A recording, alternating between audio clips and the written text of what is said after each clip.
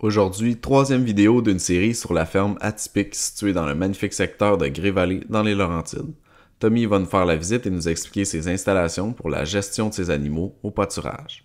Dinde, poules pondeuses, poulets de chair ainsi que les cochons, on fait la visite complète. Et c'est maintenant au tour des poulets de chair. Okay. Bon, fait que ça, c'est les poulets. Mm-hmm. Puis, il n'y a rien de nouveau. J'ai pas réinventé la roue là-dessus. T'as pris le modèle de Joël Salatin. J'ai pris le modèle de Joël Salatin. Avec, quand j'ai commencé, j'ai pris le modèle qui était déjà une copie de Joël Salatin, modèle réduit de Dominique Lamontagne. Mm-hmm. En 8 pieds, en 8 par 8. Mais moi, il faisait ça, lui, en 2 par 3. Puis moi, je trouvais, j'étais comme, le seul poids que ça supporte, c'est son propre poids. Fait que je les ai faites en 2 par 2. Puis pour de vrai, là, celle-là, c'est mes 2 premières cages, là. Puis ça fait 5 ans que je les traîne, puis ils sont pas cassés, ils sont encore belles. Mm. Fait que je trouve ça, c'est juste correct, là, t'sais. Fait que quelqu'un qui voudrait se faire une trentaine, 30-40 poulets, il starte 40 poulets, le temps qu'ils sortent, il en reste 37, puis c'est fini à 35.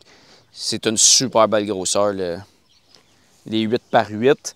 Moi, j'ai pris de la tôle de piscine au départ. Ça fait plus pesant. Ça fait plus pesant. Mes autres, maintenant, je roule... c'est un peu plus cher, mais je prends de la tôle d'aluminium sur le tour. Mm-hmm. J'ai pris de la tôle de toiture, mais j'ai pris un gauge mince. Okay. Puis ça, c'était un restant de job, fait que ça l'avait bien à donner. C'est sûr qu'un 8 par 8, c'est quand même pas si pire, là. Puis comme Joël Salatin, il dit, ben, tu cancelles ton abonnement au gym puis tu tires des câbles. Ouais, c'est ça. Fait que... mes 8 par 8, j'ai aussi fait un couvert en tôle, tu sais. Mm-hmm. J'ai la moitié plus un couvert. Les autres, c'est des 10-12. OK. Puis j'ai fait les deux... toutes les tops, je les ai fait en grillage. Ceux-là, je les ai fait dans le pic COVID où on avait de la misère à trouver du grillage. Fait que j'ai pris du... je pense que c'est du 1,8 ou du casse. Je pense que c'est considéré du 1,8. Puis, mais moi, demi-demi, le gauge de la broche est plus gros, plus solide. Ouais.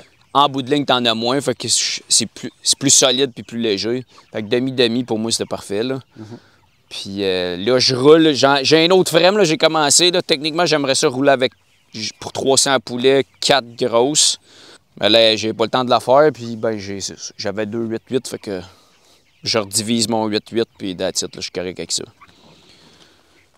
Tu te déplaces au 24 heures? Non, j'ai déplace 2 fois par jour. 2 fois par jour, le matin et puis le soir? Matin et soir. Là, je vais défaire mes choses de même. Ça, j'y vise juste le soir. C'est sûr que c'est pas le modèle idéal. J'ai un peu peur qu'un raton vienne et qu'il réussisse à l'ouvrir. Je serais... Ouais, ben c'est que ça fait une grosse perte. C'est ça, exact. C'était une grosse investissement. C'était des gros montants. Rendus à ce stade-ci... C'est pas comme des poussins, là. Non, exact. C'était des poussins, c'est une chose. Mais ça, je l'ai fait juste le soir. Le matin, j'ai des vis puis je les laisse dévisser, là. C'est ça, le demi-demi, je l'aime bien, mettons. Puis, on va voir, on va y tasser, on va montrer un peu au fur et à mesure. Je commence toujours, j'ai mis en escalier comme ça. Ouais. Il y en a peut-être qui se posent des questions pourquoi, là. Si jamais quelqu'un se pose la question, c'est pour l'accès à l'eau. C'est très simple. Puis aussi, je peux vraiment chevaucher mes lignes. Tu sais, ma ligne de... Si on regarde en arrière, on voit plus mes lignes de même parce que quand tu es en arrière, tu vois pas trop ce que t'es. On commence à être pas pire, j'arrête pas mal pile, mais de côté, je suis capable de le suivre vraiment assez égal, mes lignes de même. Fait que... Puis aussi l'accès à l'eau, pour ça je me mets en angle, puis je suis capable de donner de l'eau à trois cages de la shot. C'est ça. Fait que on va tasser, je me suis bugué vraiment ordinaire, là. Il y a une affaire que j'aimerais upgrader. Si ça serait recommencé, ça serait des roues plus grosses. Je pourrais mettre des roues un petit peu plus grosses, mais on peut pas dépasser ça. Ouais. J'aimerais ça avoir des tires un petit peu plus gros. Fait que il faudrait que je modifie, mettons, pour être sûr de passer au-dessus. Mais honnêtement, il fait la job, puis tant que je passerai pas dessus en tracteur, je pense que je le changerai pas. On va essayer de pas passer dessus en tracteur. Fait que tu sais, il fait quand même bien la job. Ça, c'est un copier-coller du modèle de le plan que Dominique Lamontagne a mis dans son livre. Ouais.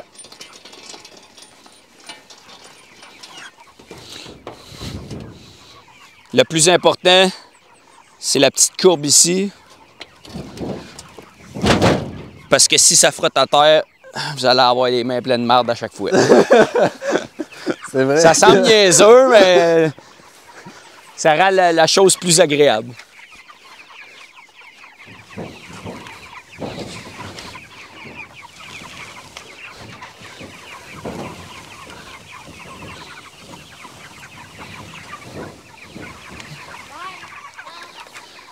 Puis, je sais qu'il y a des gens qui n'aiment pas ça, qui veulent aller vers les structures plus hautes, c'est plus facile de...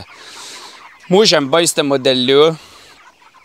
Puis, parce que de la manière que je les élève, j'ai pas de mangeoire.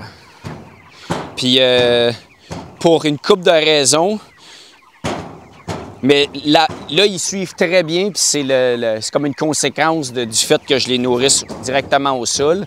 C'était pas pour ça que je les nourrissais au sol, mais pour moi, c'est juste un autre avantage de plus. Ils me suivent à chaque fois parce que là, ils savent que la bouffe s'en vient. Fait à chaque fois que j'arrive, je lève, je me mets en avant. Quand ils s'en viennent en avant, ils savent que la bouffe s'en vient.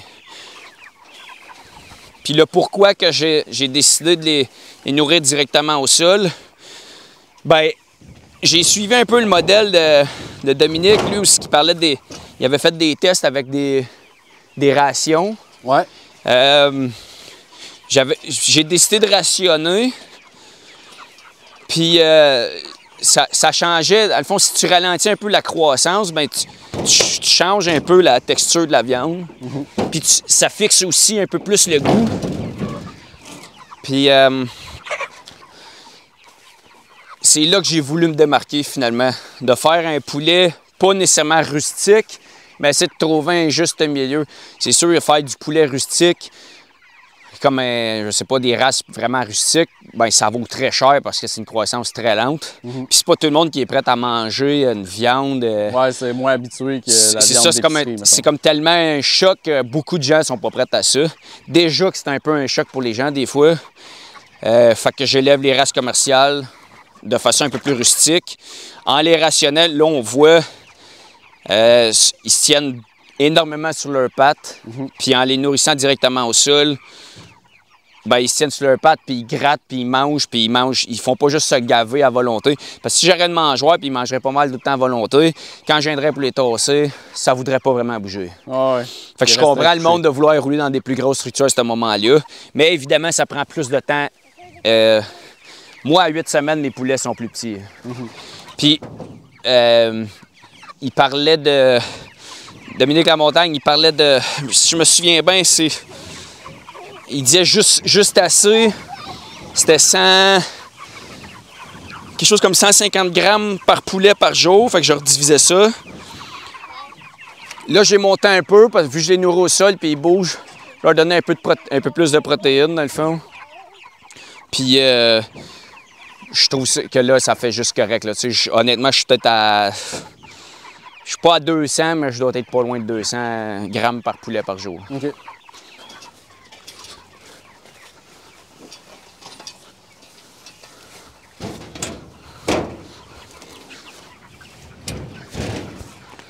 Puis je me suis fait des poignées. C'est juste du carlon, c'est ça? That's it.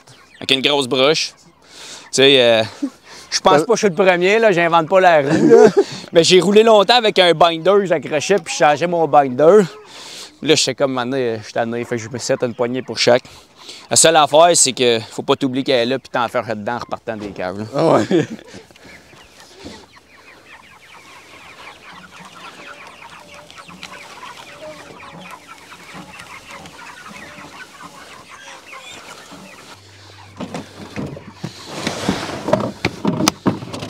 Fait que je me traîne un bac. C'est calculé en coupe.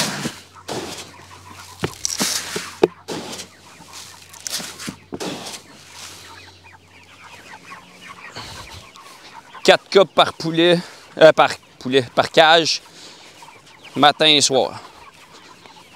Combien de poulets par cage? Il y a environ, ben, si j'arrête 300, ce serait 75, mais évidemment, il y a toujours des pertes, fait que je partage, mettons, Fait que, je sais pas, moi, je débarque un 10 à 72 poulets par cage quand je les emmène.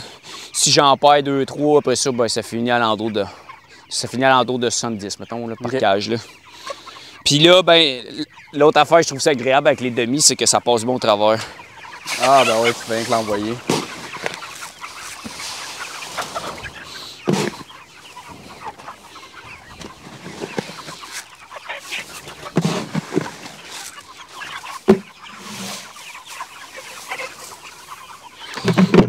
Un bon petit truc quand on fait ça, laisser ça loin de l'abreuvoir.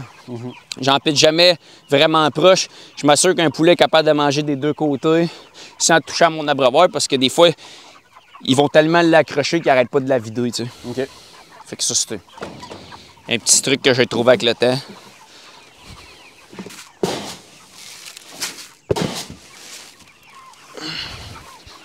Et ainsi de suite. C'est ça le train-train.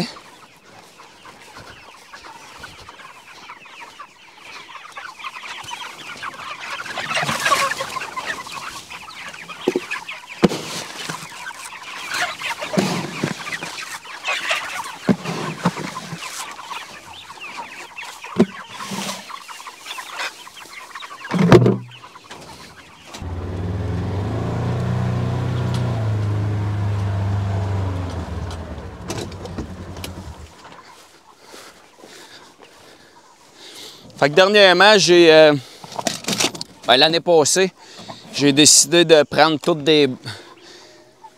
Je roulais avec toutes des chaudières, mettons, n'importe quelle chaudière. Mais j'ai décidé de tout rouler avec des chaudières transparentes. Je le vois bien comment il en reste. Les petites cages de même, là, en général, j'en remets juste le matin. Ou le soir, ça dépend, là, mais ça dure quand même pas peu de temps. Là. Il y a comme juste 35 poulets à peu près, 35-37 poulets par cage. C'est des gros chaudières aussi, c'est pas juste des 5 gallons. Exact, c'est pas des 5 gallons, là. C'est des... je pense que c'est des 6 gallons et demi, là, quelque chose de même. Fait que... Les couvercles, c'est surtout pour les vaches. Parce que des fois, là, il serait dû. Ça, c'est une autre affaire. J'aimerais ça qu'on fasse éventuellement. Je m'arrange avec le propriétaire ici qui passe ses vaches un peu plus en avant des poulets. Parce que quand une certaine hauteur, ouais, exact. Je trouve que c'est trop haut. C'est trop haut. C'est pas idéal, mettons, là. Ça couche beaucoup le foin. Tu sais, j'ai essayé de choisir une place qui n'avait moins, mettons, là. Puis, il y a quelque chose que je veux parler quand on déplace les cages. Moi, j'ai ce problème-là ici. Je pense pas que tout le monde a ça. Mais ici, le champ, ça l'a été hercé vite fait. Puis... T'as des trous un peu partout. Pis tout, exact. Les 8-8, on dirait qu'ils sont moins peu parce qu'ils sont moins longs. Mais quand t'as 10 pieds de long ou 12 pieds, une petite baissière, des fois, on est comme, un raton rentre pas là. Mais le raton, il est capable de pogner un poulet par une cuisse. Ça a des bonnes mains. Puis ça mange juste la cuisse. Fait que des fois, je peux arriver, puis j'ai un poulet qui manque une cuisse, puis il est mort. Il n'a pas été capable de sortir le poulet. Fait que ça, c'est une affaire que je surveille beaucoup. Fait que là, au début, je m'en venais de même. Ben, ça avait été labouré dans ce sens-là, il y a plusieurs années. Fait que là, j'avais plein de drops de même. Fait que là, j'ai fait un 90, je repasse l'autre sens. Je me suis aligné une place qui avait moins de vallons. Puis dans ce sens-là, ben, au pire, je suis un peu les vallons. Les cages sont un peu de travers, mais ça, c'est une affaire à checker, là. Puis souvent, j'essayais de placer, mais ça a l'air niaiseux. Mon genre de vieux petit cap de roue, je le traîne tout le temps parce que des fois, il y a une roulière de tracteur. Là. Ouais, tu le fais qu'elle capait de même. Bon, je rentre ça en dessous, il reste sur mes cages. Des fois, c'est un petit plaster. Là. Si c'est une trop grosse roulière, je déplace mes cages puis je me recorrige le lendemain. Mais that's it, là, c'est sûr que les ratons, c'est la pire affaire. Là. Ouais, c'est ton pire prédateur ici. C'est mon pire prédateur, exactement. Puis pour ça, ben, il n'y a rien là, qui s'essayerait. Il n'y a pas un canidé qui va essayer de faire quoi que ce soit. Ils vont tourner autour, il va essayer, puis il va s'en aller. Ils sont trop gros, hein, c'est ça, pour creuser. C'est un renard, c'est de la glace. Fait que c'est vraiment raide le sol.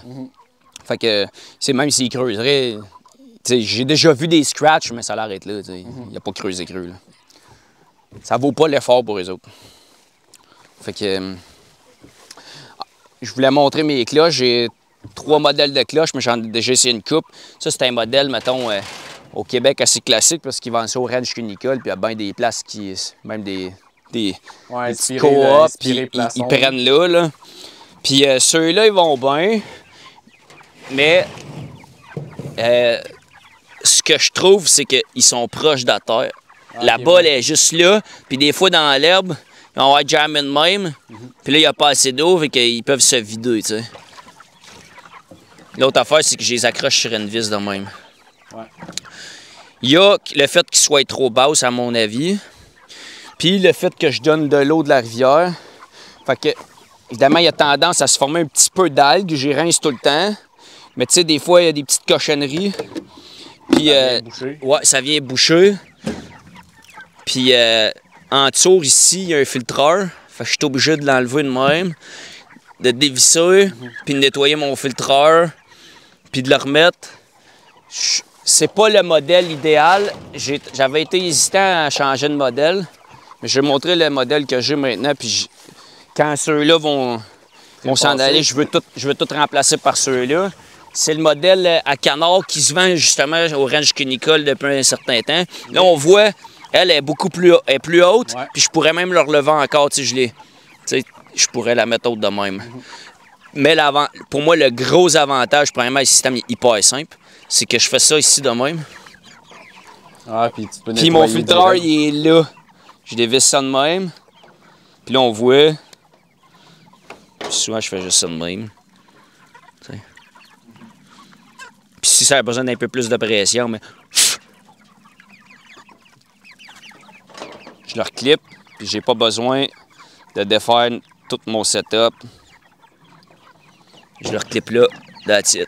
Là, maintenant, c'est plus facile. Ah, beaucoup plus facile, tu sais, puis ça dépend si on a une cage chez nous puis qu'on fait ça juste le soir, c'est pas pire, mais quand t'en fais beaucoup, ben c'est des détails qui te font sauver des efforts, puis c'est toujours désagréable d'aller puis des fois t'as pas l'outil sur toi ou n'importe quoi, ben ça c'est la patente. Puis l'autre affaire, ben ça c'est pas mon idée. Encore une fois, ça c'est Dominique qui m'avait parlé de ça. Ben, le setup, les hoses, on prend des hoses bien flexibles, on perce un trou un petit peu plus petit, je pense que tu le connais, le principe. Puis on rentre, puis on n'a pas besoin d'acheter des adapteurs. Puis en plus, ces adapteurs-là, on dirait qu'ils coulent tout le temps. Ça, si je l'accroche fort, ben je pète rien, tu sais, je fais un tonk, là, il sort, je le rentre, puis... Ça fuit pas. Ça fuit pas, exact, c'est écœurant, c'est la patente. C'est la patente. Fait que moi, toutes mes chaudières et des petits tuyaux sont montés avec des petits trous de même, puis that's it. Attention. Fait que c'est ça que je voulais montrer, mes abreuvoirs. C'est les abreuvoirs à canard du Ranch Cunicole, honnêtement, c'est 55$, 56$ peut-être. Mais c'est bien plus rapide, là. Je les aime au bout de ces abreuvoirs-là. Éventuellement, là, ça va être tout ça dans mes cages. Je suis avancé, m'a rempli les 2 dernières cages, puis on va switcher, puis...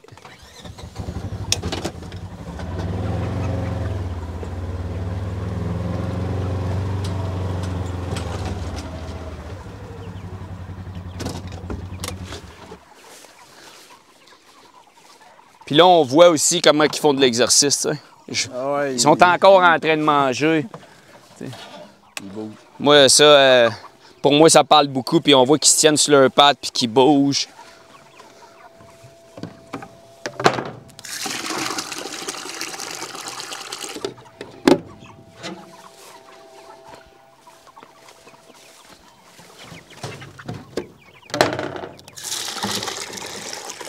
Petit conseil, toujours regarder si ça a l'air de bien fonctionner, les abreuvoirs. C'est pas agréable d'arriver le soir et de t'apercevoir que tes poulets ont manqué d'eau depuis je sais pas quelle heure parce qu'il y a eu un petit défaut. C'est des bonnes habitudes à prendre. Là.